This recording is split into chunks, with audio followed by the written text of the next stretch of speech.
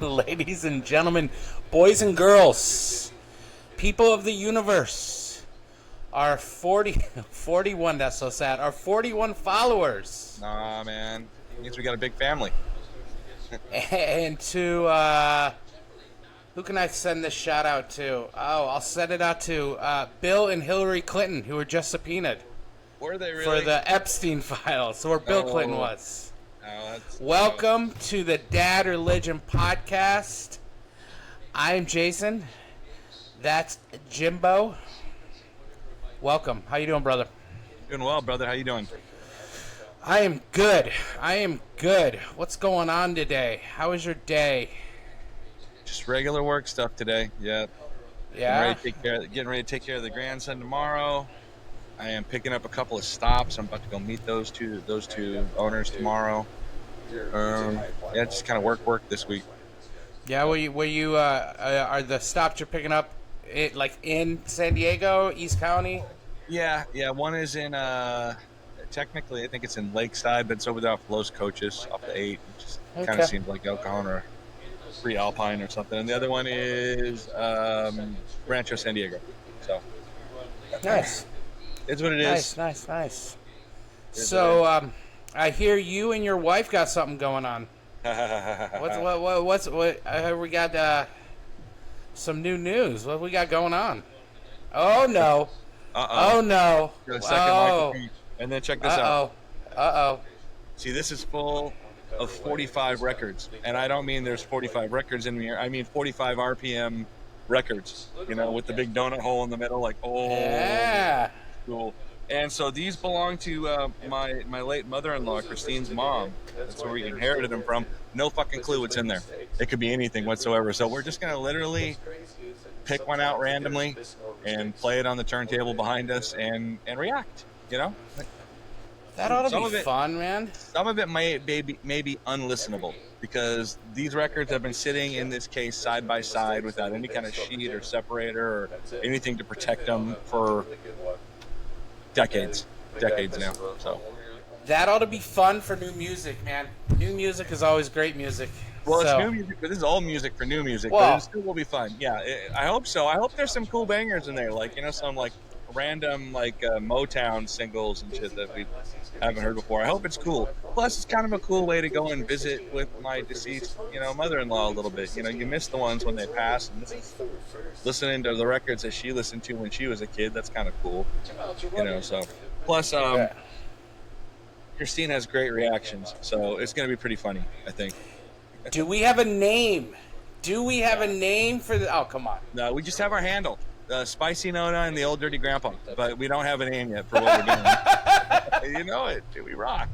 We rock. The Old Dirty Grandpa. The Old Dirty Grandpa, ODG. Wow. Uh-huh. Where did you come up with that name? That's totally original. I had no inspiration whatsoever. Nice. Well, that ought to be fun. You gotta let me jump on one of those. Absolutely, dude. You want to do? We'll listen in. And we'll all react. That'd be fun. That'd be fun to do. I Yeah. think that'll be fun to do, even if we just share it with her family, because they will really think it's hilarious to watch us listening to these things and react. Yeah. Spicy Nona and the ODG. I okay. could probably think of a good name for you guys. Okay. Well, you kick that around for a minute and let us know. So, in addition to these, and we haven't counted them yet. I don't know how many there are. Christine and I also. They're kind of out of reach right now. We also collected 45s when we were kids because we're that old. So we have some really random shit that we're gonna stick in here randomly. So we're gonna pull it out, not even look at what it is, put it on, and it could be like one of our high school sweetheart songs, which is gonna be really embarrassing. Oh, dude, you have no idea, bro. Like shit, like Sheriff, really, if you don't know who Sheriff is, look that shit up. I have no idea, but my heart dude, right now be, is. It's like a whole love songs on the coast kind of. Are you gonna cry during it? If you cry, That'd be that ought to awesome. get us like five more viewers. I And think if we that'd get be great. I'll try. we need to get a short of ODG shedding a tear, choking up, and I can be on the other side saying, "Fucking man up, dude." Yeah, All right, man I'll up. see what I can do. I'll see what I can do. I'm an emotional guy. It may not be all that tough, but like, oh, you remember we had to say Hawkins dance and this song and.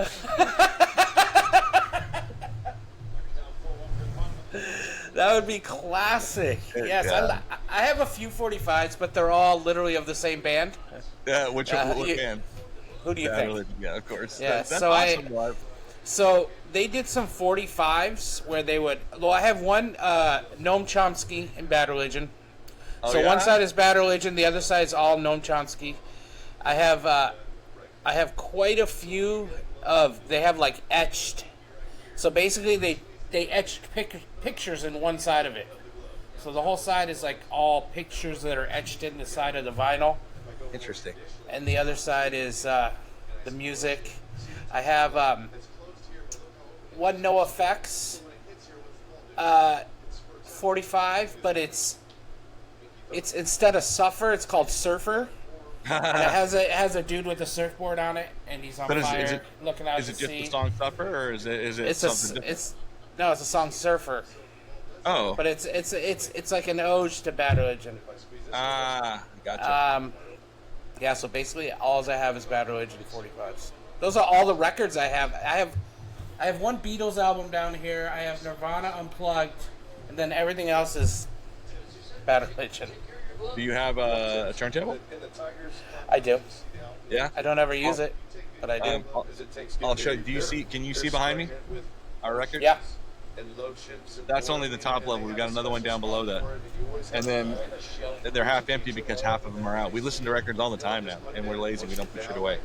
So we have stacks of shit that are out here because we listened to it 2 months ago. I gotta read. And I'm anal about the whole fucking thing. I have to fucking alphabetize. It drives me crazy if my records aren't alphabetized. I see Zeppelin back there. Yep. I see Kendrick back there. I got That was Christmas a couple present. Bad Religion albums back there. Nice. That was Christmas present from my daughter and both my daughters. I think it was just from Bella, actually, a couple Christmases ago. Great album, man. Really good fucking album. You know, not exactly a toe tapper, but you know, it's got some bangers though. It's got a. He's hit or miss for me. I don't like. He's hit or miss for me. Like his last album. I mean, it was all right. I don't think it was anything amazing. Yeah. I actually haven't gotten totally into the last album. I've listened to a few songs, but so I really. Bro, I've been listening to so much Ozzy Osbourne and Black Sabbath over the last 2 weeks. Dude, for real. Yeah, you don't even have to tell me. Yeah. So I've listened. I'm halfway, 3/4 of the way through his book. I've 3/4 of the way through his book. I've listened to anything and everything I can find about. I don't know what it is about people when they pass, and I just go into this dark rabbit hole of just everything them. Like, dude, the things that guy has done to his family while he's been drunk, just Sharon alone, and his first wife. Holy fuck! You never hear about his first wife ever. No. He was married to her for like 8 years, dude, and he put her through living hell. Yeah, dude. Ozzy was not a good man for her good chunk of his. Well, he was a good guy. He was just a massive alcoholic. Yeah. Massive. The things he would do about, like, he bought a horse once that he bought just so he could, because he didn't have a license, because he tried to get his license. He tried to get his license 19 times, and he was either on pills or drunk when he was trying to get it. He failed every time, so he got a horse just so he could take it down to the pub. And then and the only thing that this horse was he wanted a calm horse, like a horse that was just chill. And the lady's like, the only thing, this horse is chill unless he hears the air brakes on a certain truck. Uh-oh. So he's taking this thing down to the pub, and he's parading it in front of the people out front. I guess he had like a cowboy hat on, and he was like, And then he went to turn around and come back, and here comes a milk truck. And he's like, oh, he didn't think nothing of it. And then he's like, oh, fuck, I hope it doesn't have those air brakes on. Because the horse freaked out, and Ozzy went flying. The horse was just dragging him by his leg down the... Or when he snorted up ants from a popsicle stick. It's always best to hear Motley Crue tell that story, because those dudes did some hardcore partying in the day, and they were all like... It was just the Bark at the Moon tour. That's what it was. That's the only time. Yeah. That's the only time they ever. And he's like, I don't even know if I did it. You know, he's like, I've been told I did it, but I don't know if I did it. So all kinds of shit, dude. The whole bat situation, the dove situation. My question is, did he have a sinus infection for a few weeks after that incident? Because I would let you know whether or not you snorted a bunch of ants into your nasal. Well, I mean, that guy snorted more cocaine than he said. I mean, for a damn near over a decade, he snorted a gram of coke a day at least, and did every drug known to man. He probably had a hole. He probably had a hole in his nose. You think? And I'm surprised he made it to 76. Yeah, I said that last week. I thought, I'm a little shocked that he made it as far as he did. Can't say I feel bad for him, but I do. I miss the artist a bit, right? The dude he had some fucking magic to him. That's for gosh darn sure. He had a lot of bangers. Dude, he had some great players with him over the years too. Starting with Sabbath and Randy Rhoads, and then everybody that played in with them, dude. They were just good. He was. You think he's like what the godfather of heavy metal? Would you say? He hates. That's another thing. He hates the word heavy metal. Does he? That's interesting. Yeah. Do you know that part of the way that heavy metal was originally coined, the term and the sound itself, had everything to do with Black Sabbath's sound. Yeah. I can't remember the guitar player's name right now. Tony Iommi. Thank you, Tony Iommi. I think he had part of his finger cut off or something like that, and so just the tip of his finger. Right, and so because of that, he wasn't able to play on the guitar string when it was on full tension. So he would down tune everything down, so it was really loose, and then that gave it that real deep sound, and that's it. Someone accidentally cut their finger off, changed music forever. So what he used to do is he used to get so he couldn't play, so he'd get thimbles, right, and he'd melt them down to be the tip of his fingers. Holy shit! And it took him a while, but he finally got it to where he could play again, because he was amazing before that. And then it was like he worked in like a metal shop or something like that, and sawed off the tip of his finger. And now he has literally like fingertips made. They look like fingers that just go on top of his fingers, so he can do it. Crazy, but that's still that's hard as fuck to play, man. You can't feel it. You can't feel the string. You've got to know intuitively exactly where to place that finger. You've got to have your fretboard memorized, and you can never be any different, distance from anything. It's all got to be in order to play. That's crazy. Yeah, I didn't realize all the lead singers they went through after Ozzy. I think only Ronnie James Dio was the only one I ever really listened to. There was like 3 of them. Yeah. Besides, there's Dio, and then there's 2 other dudes. And then Ozzy came back. Then he left again. Then he came back. But yeah, he was. Those first 3 Black Sabbath albums are so freaking good, man. Yeah, they are. The first 4 were good. But yeah, he's you need to give that book a chance, man. It's wild. Does he read it? Wild. Does he read it himself? No, it's an English dude that kind of sounds like him. It's definitely not him. All right. Okay. Cool. But it's good, man. It's really good. So you should try it out. So what's going on? How's California nowadays? We're all right. Yeah. It's been a real mild summer for us, man. I don't want to rub it in or anything if it's been baking hot out there, but we here in La Mesa, we haven't cracked 90 but 1 or 2 days. I say that now, and we're gonna cry the next couple weeks or something. But dude, yeah, it's been nuts. It's been, yeah. Like That we means haven't, El Cajon hasn't hitting over 100 then, right? we have not hit 100. I don't think anywhere around here, maybe this side of Alpine, has hit 100 at any point this year. Wow, At that's least wild. not that I know of. It's been a while. It's been mild here too. We haven't been 3 months in the hundreds. We've been No, in the that's good. 90s. I mean, we That's got good. 106 here, there, 108, 104, but then it'll go down. Like yesterday was like 88 because it was raining. And but how is it? What's the political climate looking like over there? Is Gavin Newsom coming back? Is he going to be governor again? He can't. Can he run again? No, I think he terms out. I have no idea how Newsom is doing, to be honest, in terms of popularity. The only thing that is, are they going to go into that whole redistricting thing? I'm not so sure. I don't know. No, actually, I am sure they probably will do it. I'm not so sure that it'll be successful, and that it may have political repercussions because it'll really galvanize the Republicans and the right wingers out here. He'll call it as a special election, and it'll have as much turnout as a presidential year because everyone's going to come out for it.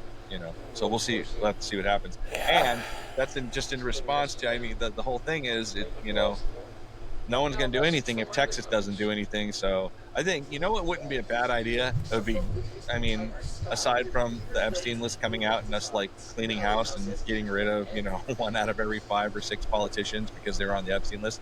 Aside from that, what would be really cool is if the House and the Senate could somehow, have a little bit of a compromise situation where they passed a couple of bills to say that, look, no one can redistrict. No one can redistrict unless it's a census year. So stop all this bullshit. It's not going to work out. It's going to cause more political tension everywhere. Yeah, man. The politics are so weird now. I don't get it. Everything's so strange. I know I didn't want to talk about politics. Not really. But just in general, it's just so, like, some of the weirdest shit is going on, dude. And yeah, dude. Like, they're gonna arrest all the senators. And I was listening to some lawyers, and they're like, "That's bullshit. There's nothing in Texas that has them."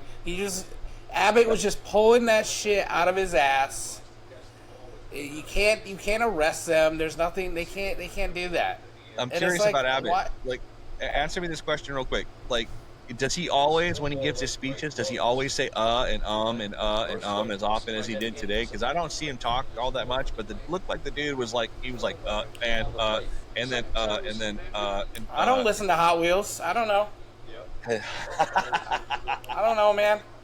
All I know is everything's getting out of control. It's ridiculous, dude. And no one wants to back down, dude. Everyone's pulling on their side of the rope. They're just making this knot tighter and tighter, And it's pushing me to where I don't want to be either side at all. And I just want to find my comfy spot in the middle. Maybe become libertarian. I don't know. You like driving on the road. Hey, bro. Don't yuck my yum. All right? Yeah, that's what you're doing right now. Don't yuck my yum. You're not yumming on that. You're not yumming on no libertarianism. How do you know? The first time you have to drive on a dirt road or a road that's not repaired or you don't have police anymore or any of that shit. Libertarian. I love Dave Smith, and Dave can convert me. Don't yuck on my yum, bro. You go, bro. You do you. Me. You do you. Fight the power. Yeah. I'm hoping that something cleans a bit of house, It'd be nice. We need something refreshing. I have no idea. I don't see anything on the horizon at the moment. 2026. Yeah? 2026 is, god damn, we're getting our ass handed to us. 2026 is the year that we're going to start to, the tables are going to start to turn. Why 2026? The midterm? Yeah. Yeah? All right. I mean, there's only... Okay, we have a lot of crazy people voting, but we have more non-crazy people voting than we have crazy. The crazy are just the loudest. I think not everyone who voted Trump is wild and crazy. You know what I mean? And he's fucked over so many people and done so many things. Losing health care, losing their farms, losing their businesses due to tariffs. It's just, and the Epstein list pissed so many people off. And while they're scrubbing that clean right now. Did you see what Schultz had to say about him? Let's tell you, he's not. Yeah, Schultz was a little mad about the, I think it was IBF, right? Yeah, because he went on their show and basically said point blank, "We're going to pay for it. You know, we're going to make either we're going to pay for it or we're going to make the insurance companies pay for it." And you know, to a guy who struggled to, you know, with his wife to have a child and had to use IVF. I mean, someone makes you a promise like that, says something to you like that, and then just gives you one of these afterwards. I mean, yeah, everyone's gonna be pissed, dude. I don't know. That's what I'm saying. That's what I'm telling you, bro. We'll see. He's burning a lot of bridges. I know you're very cynical. He's burning a lot of bridges, but they're also doing an awful lot to diminish democracy. And so, whether if you diminish democracy enough, it won't really make a difference. If you've got the majority against you, we're a ruled class at that point, man. That's it. This is America, so? man.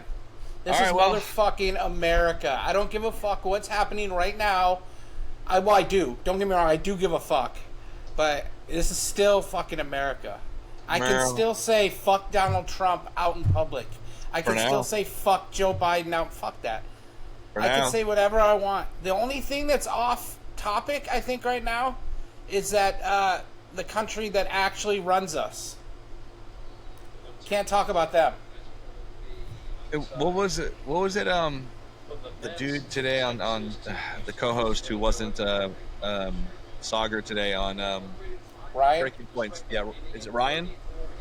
That's his name, Ryan. So I think it was him who said that liberals, like, they're stuck in the middle on this, right? Especially this redistricting thing, because like places like New York and California, where liberals are the dominant voting bloc, they have put in place these either through legislation or through the initiative process, have put in place these rules for redistricting that are actually kind of fair, and they're sort of proud of that, right? You know, they're fair, but we also know that we have the advantage in these states, and so we're going to get more seats. But at the same time, they're not all chopped up and gerrymandered, and like, you know, big old sliver goes all the way around another state. It goes like this. Right, all that weird kind of stuff. None of that stuff, because they put it. They kind of took it away from the they took it away from the legislatures during those years where, you know, and everybody was just fighting like hell to try and win the legislature during the year that the census was taken, so that they could be the ones to redraw the map and then re-gerrymander them this way and that way. And it's, you know, we're kind of proud of that. You know, I liked that. Even though it was Arnold Schwarzenegger's idea, I thought it was a great idea, and it's been in place for all this time. And now we're in a position where, you know, fuck, dude, you know, not everybody else shares our values. They don't share the value that if it's fair, even if you lose, it's okay. You know, you can go and fight again, or you can try and do something else to get your point across, or to make sure that your values are served. But if it's not fair, you know, in the first place, then the whole thing is undermined, and no one will ever have confidence in anything. And this is what sucks, is that in order to deal with this bullshit that Texas is trying to pull, you know, what I was trying to say is the liberals are in the middle with this kind of sentimentality. This is why me agreeing with Ryan. The liberals are in this middle place with the sentimentality that they still have these ideas about how they think democracy ought to be run, and this certain sort of sense of fairness. And on the left, they've got a bunch of people saying, hey man, no, fuck that. You got to go and play hard. You got to fucking kick their ass. You got to play by whatever, you know, whatever means necessary, break whatever rules, do the same shit. And on the right, they're like, yeah, that's what we've been doing. So, you know, like, what do you do, dude? Like, So in order to win, the shit that I care most about has to be sacrificed. And then what if I won? Well, I guess you got to look at it this way. If you don't play ball by the way they're playing it, you're not going to be able to get anywhere. So then you're stuck even farther behind. So if they want to play hardball, then the left has to play hardball. You know what I mean? Yeah. And you know what? It's about time someone on the left grows a fucking pair. Because This shit that's happening in this country now, they just let happen. I get it. I understand. They're they don't really have a ball to play with, but they also have a voice. And the only people you see doing it, there's very few. You got Bernie, you got AOC, you got Jasmine Crockett, there's a few more, but everyone just how do I put this?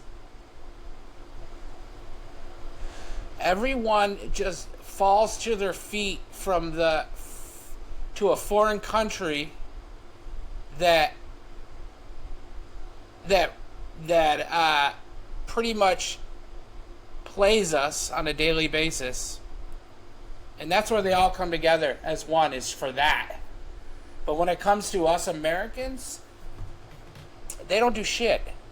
So the left is just as they're at fault also.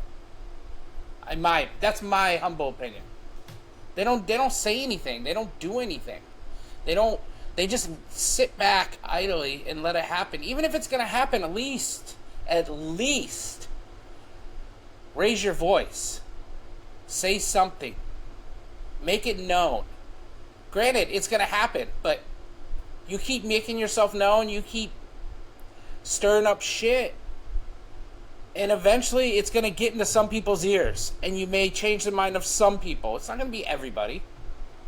But the more and more and more you bring this shit to light, the more it's going to wake people up a little bit. And again, not everyone. It's probably going to be a very few. But few is better than none, and few can change a tide. And by few, I mean thousands. There's 360 million people. Thousands you could change. And there's already people that are changing. I'm telling you. I've been saying this to you for 6 months. It's not gonna. Nothing stays like this. There's always a phase. There's civil rights. It's the Jim Crow laws and every. There's always a stage of shit. You know what I mean? Those Jim Crow laws were in place, bro, for 100 years. Like, yeah, well, this is time of suffering.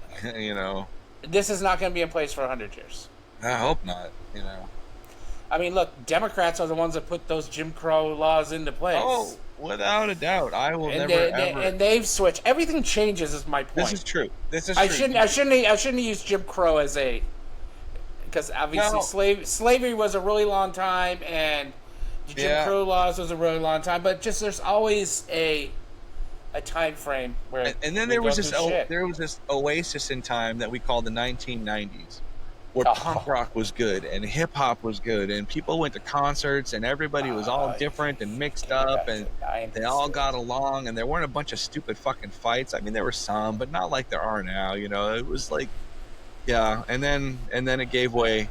You know, it was just that one little small period of time. Hold on. You steered the ship this way. Let's keep it going this way. Let's talk some 90s.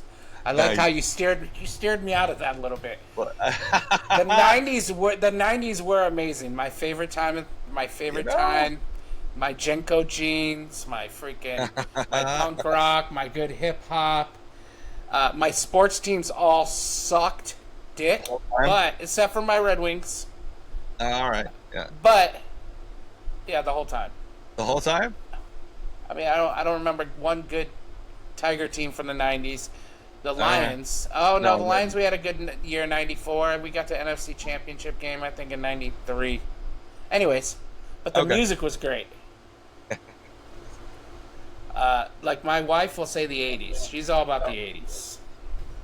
But the 90s, man, amazing. The 80s weren't as bad as I felt at the time. I was kind of lost. I didn't have a very good source during the 80s. I don't know if it's because of where I lived or the people I hung out with or the fact that my mom was kind of overbearing and didn't allow me to have access to certain things, but I didn't get to tap into the best of what was in the 80s until after the 80s were done, really. So can't really say the 80s were the best time for me, but I mean, Nirvana dropped at the beginning of the 90s and then went from that to Bad Religion, and then they had the whole explosion of that LA punk rock scene, and hip hop was just hitting its zenith where people were still crafting the music, and the producers, like, I mean, think about the producers and the samplers, these multi-layer samplers that were around in the 90s, like Q-Tip and like the RZA, you know, like it's crazy shit. And some real when did Nas release his first album? I want to say 96. Yeah, that sounds about right. So I think he had one before that, but his first major label, I think, 96. Dude, the artists that came out of hip hop in the 1990s were a different level. They think about music in ways that, because of the way that they were, you know, going and reaching for all of these like samples that were still on vinyl and pulling just little teeny, you know, one little single guitar riff or maybe one little bass line, or not even a bass line, just like two notes off of a bass, or like a single vocal strain out of like this whole record. You know, they can pull these little things and boom, put them on one on top of the other and make these whole sounds, but they had to go out and experience all that music. You know what I'm saying? Like these guys like Q-Tip and the RZA, they gave themselves what's the equivalent of a master's degree in music, you know, by what they did, you know, the amount of learning that they put into their craft, right? I don't think that exists as much anymore, really. You know what I'm saying? But to that point, Nas, you made a comment about Billy Joel and that's the song "The Piano Man." Have you seen the Billy Joel documentary on HBO yet? It's not bad. I don't have HBO. So Nas is talking about the Piano Man. And he's like, "Oh, dude, no, check it out. Check this out in terms of storytelling, right? You've got a musical artist who wrote a song about a musical artist telling the story about everybody else who's in the bar with him at that moment. That's a 3-level narration." He's like, I'm like, fuck, Nas, that's pretty good pickup that you got onto that, you know? But yeah. You know what I just realized? We were told that we go in too many directions on this podcast. Oh, and I'm thinking we've got through like 6 of them on this one. Whoop, whoop. But I want to get into 90s TV shows, though, too, real quick. Okay, let's do. The 90s had some of the best TV shows. You had fucking Urkel. You had Saved by the Bell. I mean, I'm a little younger than you, but I don't know if you've ever seen the Jessie Spanos when she's high on, like, Adderall, because she has to... you know who Jessie Spanos is? Jessie from Saved by the Bell. Zach, Jessie. She was the tall one. She was in Showgirls. Elizabeth Berkley. Yeah. And she has to cram for college and tests, and she has dance class, and life is so hard for her, and and she can't take it anymore. So she starts popping pills. I don't know if they're Adderall or no-dose, and then she freaks out on Zach, and Zach has to hug her, and it was so emotional. And I digress, but the 90s had the best TV shows, the best movies. I was thinking more like X-Files for TV shows, so I think my brain went into a different direction. But you have an older brain. I do have an older brain. Your brain is about a decade older than mine. Yeah, indeed. But anyways, all in all, the 90s ruled. The economy was great. There was a time before phones when I used to carry around a piece of paper with everyone's phone number on it, so I could go to the payphone. I had multiple pagers. My pager, I had my favorite pager where you could see the guts on the inside of it, and then you'd have like a little chain. You could get a chain for it, like you had for like a little gold chain to make it look cool. Yeah, okay. No. Yeah, I had to have one for work right off the bat, so I never liked my pager. Work. I was in school, so. Dude, you want to hear a funny story about pagers? I'm a senior in high school. That's how naive I am. and it was like remedial science or some shit like that. And there was this big dude who was a Crip, who was like, his name was Big Pete, I remember, and he would sit like maybe one row next and then one seat back. And he and I would cram together because we had to get good grades. For whatever reason, I was going to get kicked out of school. I don't know if he had the same kind of thing, but and we would usually do pretty well on the test together. And I had asked him, I'm like, hey man, what's that pager for? Right? Why do you got a pager? And he's like, oh yeah, it's for work. I'm like, really? Well, where do you work, man? And he took a long pause, like, the phone company. And dude, I'm like, and like later on, I'm talking to other people. Hey, you know, Big P works for the phone company.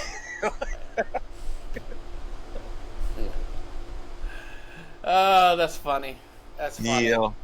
Yep. Well, I think that's all we got for today. Yeah, that's good because we've wandered in a lot of different directions. We may as well keep it short.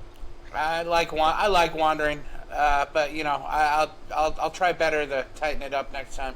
I apologize. Nah, well, it was fun. We need to call out someone to be our producer. I think we do. I'm not going to call him out right now. No, not on air. Not because in front of 41 subscribers. I mean, 41 subscribers, where 12 of them will actually listen. Yeah, right. And then of those 12, I think Jeff, your father-in-law, is the only one who's going to hear this part. I could say whatever I'm like Donald Trump. I could say whatever I want on here and never get in trouble because no one's going to hear it. Just like he can shoot someone on whatever he said, First Avenue. The problem is he says it and everybody hears it and he gets away with it, you know? All right, brother. Well, thank you guys for listening to our ramblings. Yes. We love you. And peace out. All right. Have a good one, Jay. Have a good week. Later. Late.